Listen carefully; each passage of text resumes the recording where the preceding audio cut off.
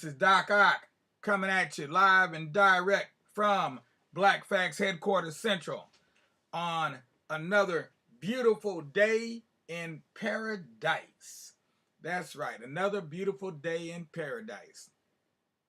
We're starting as usual, but as always, we try to make sure that we have everything prepared, ready to go, and are ready to put on a first class show, or you could say presentation. I hate to think of this as a show because it's not quite entertainment, but it should do something to help edutain you.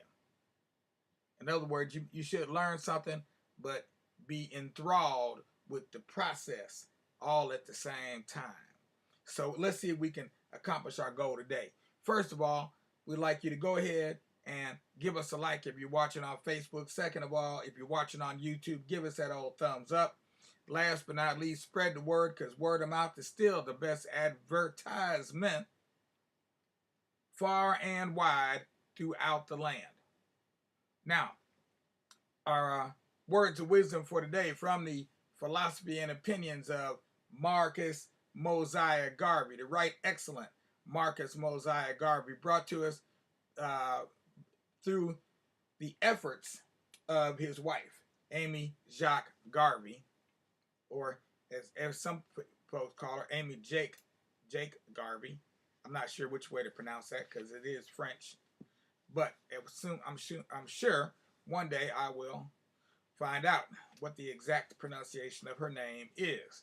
And in the meanwhile, I'll just keep stumbling and fumbling along. Philosophy and Opinions of Marcus Garvey, Chapter 1. The very first saying that he gives us here is, history is the landmark by which we are directed into the true course of life.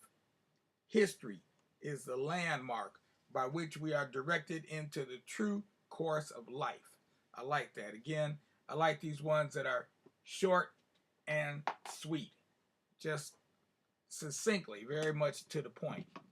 So let's go off a little deeper into this book, because as I mentioned to you before, this book has been in our house, in our archives here for quite some time, but it's one of those books that I never got around to reading. So I've read parts of it probably in other documents, other books, but I've never actually sat down and just looked through the book or tried to even read the book. But I'm doing it now, and I'm sharing it with you on my first take. So just like you're hearing it, is just how I'm seeing it. And so it starts off with a new preface by William Loren Katz, who is a well-known historian in certain circles. So he deals with this, he gives us a short history of what he calls black separatism. So let's see what William Loren Katz is really all about. Let's see, what is he talking about? Is he faking or is he shaking?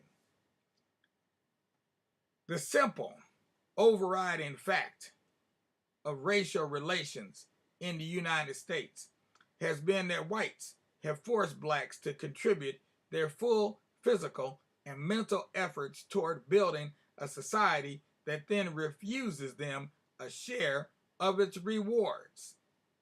This injustice has evoked in black people virtually every form of protest known to man. Of the many protest movements mounted by Negroes in the United States, one of the least studied or understood is what he calls black separatism. Yet it has aroused millions. Indeed, many important Negro leaders have been driven at one time or another in calm discourse or in screaming fury to say that their people should take their lives and labor out of the reach of white exploiters, should take themselves out of the country, perhaps even to Africa, the ancestral homeland. The earliest known advocacy of black separatism emerged from the disillusionment that followed the American Revolution's failure to end Negro slavery and abolish caste distinctions. Its black leaders were wealthy, successful men, admired religious and community figures. One by the name of Paul Kofi, a prosperous New Bedford ship owner, merchant, and landowner, in 1815 sailed his brig, the Traveler, to Africa with 38 volunteer Negro settlers, financing the trip himself. But more significant than this first transplanting of American Negroes to Africa was Kofi's ideological impact upon the key Negro leaders of his day. He united Reverend Daniel Coker of Baltimore, Reverend Peter Williams of New York, Bishop Richard Allen, Reverend Absalom Jones, and James Forten, all of Philadelphia, in an organization called the African Institution that sought to remove America's black population to Africa. Writing to Paul Kofi on behalf of the Philadelphia leadership in January 1817, James Forten was convinced Negroes will never become a people until they come out from amongst the white folks.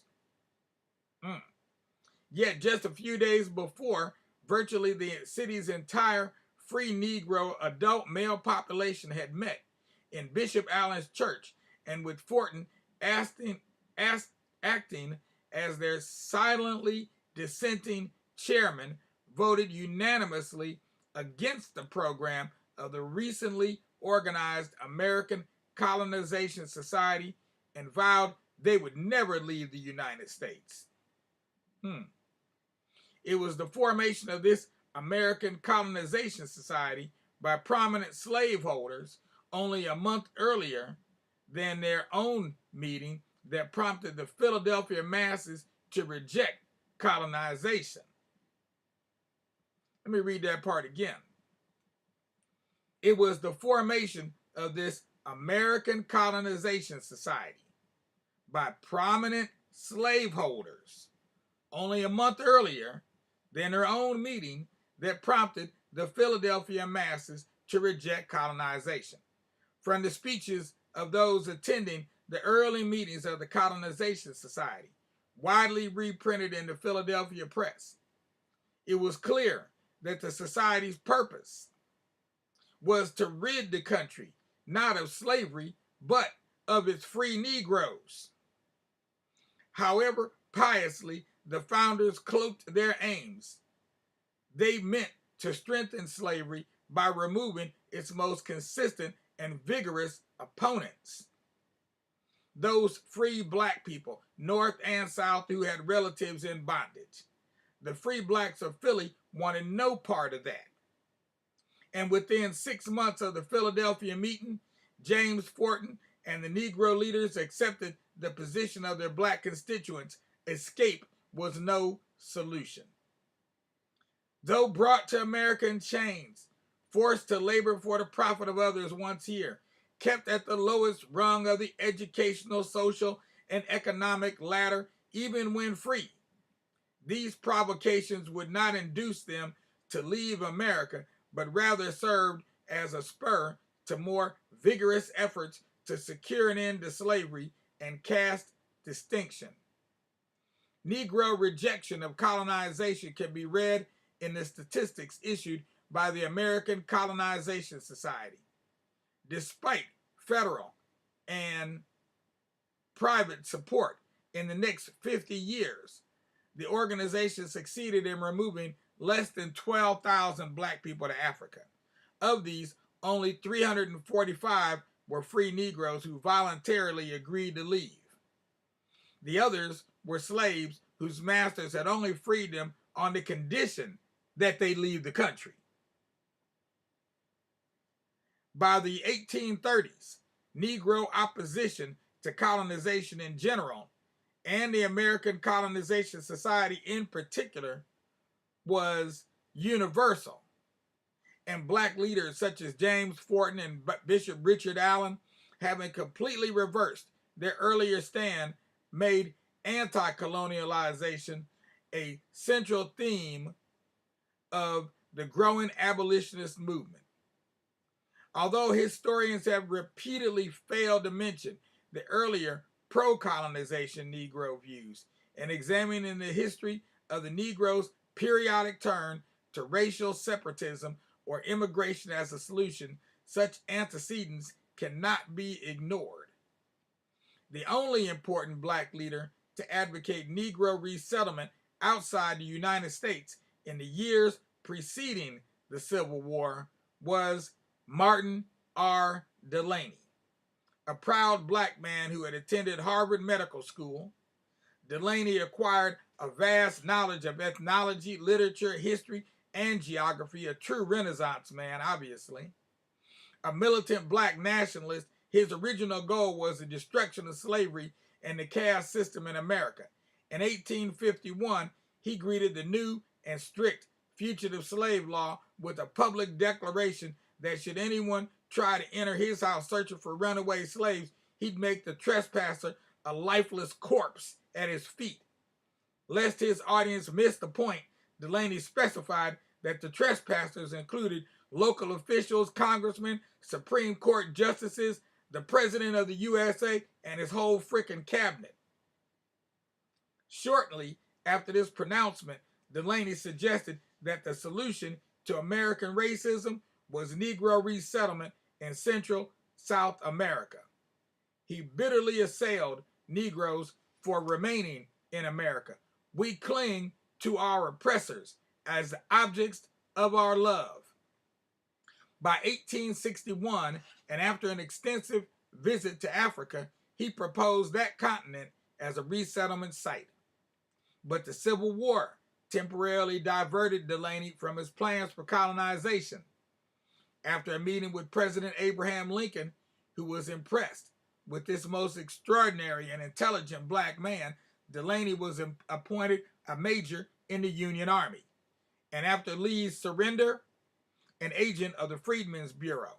In 1865, Delany, addressing a cheering outdoor meeting of 600 ex-slaves, urged them to listen to no one but government officials like himself, who were concerned with their interest, not to accept employment by their former masters, who would re-enslave them in new and disguised forms, to use their individual or collective economic power to get all the lands you can, and to keep their guns in readiness, lest their former masters make an armed attempt to return them to slavery.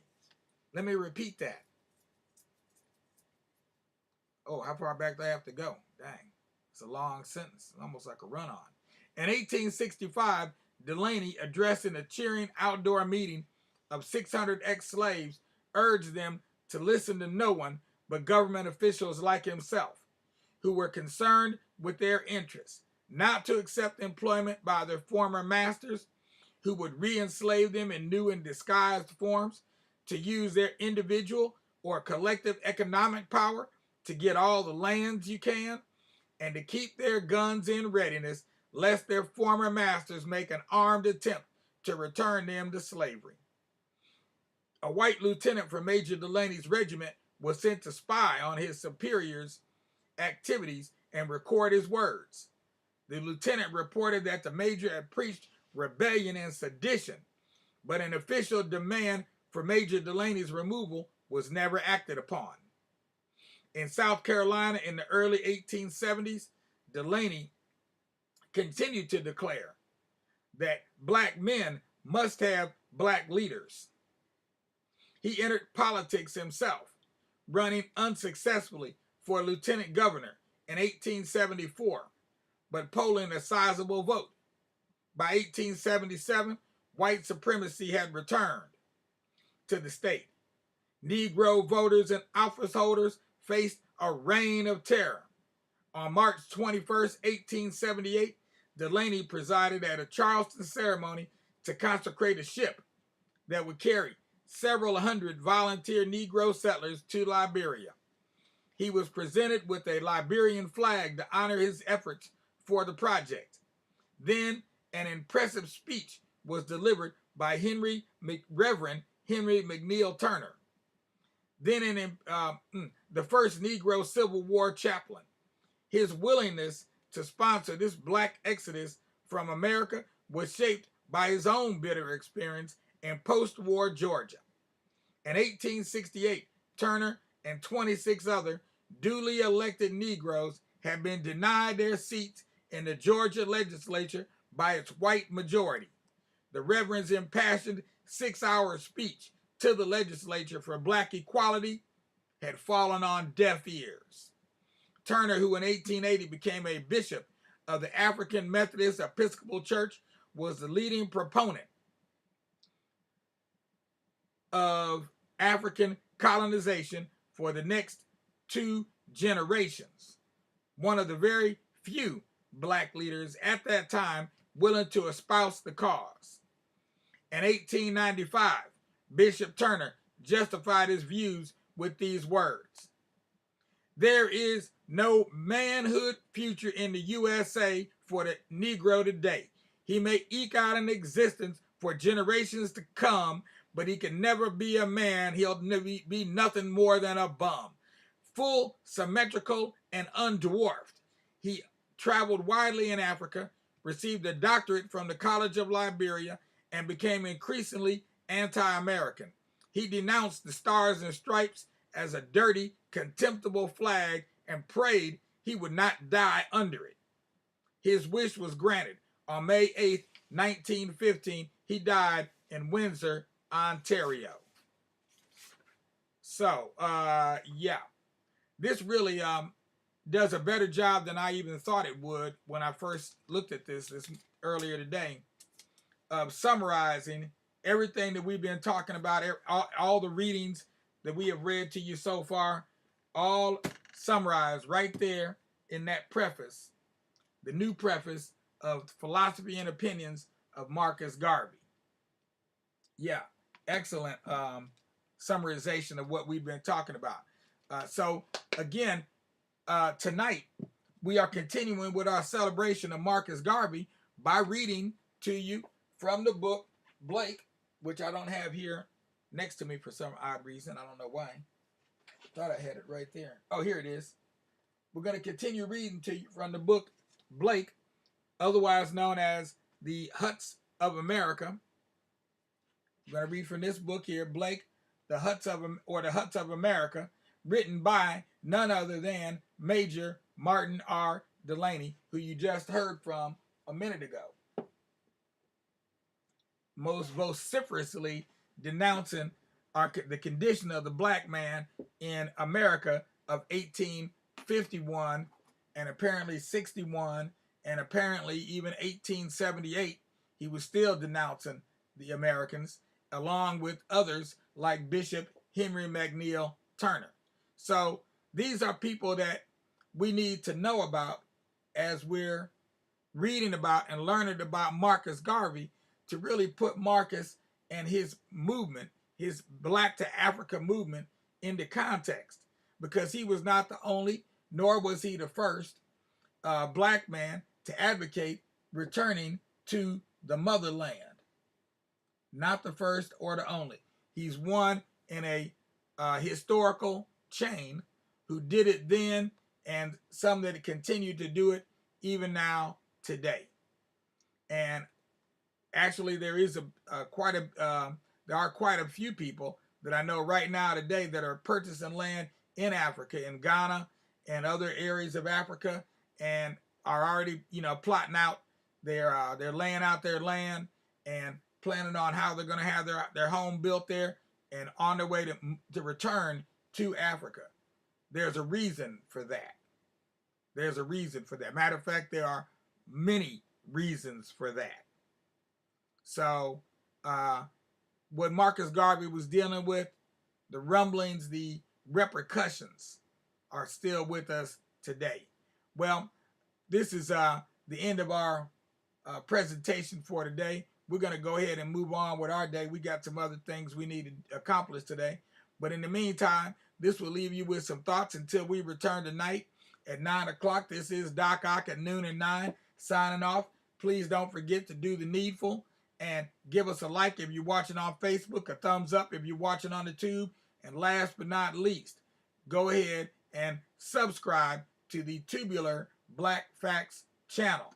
That's where you will find us every single day, ready to discuss, ready to throw down on some more black facts.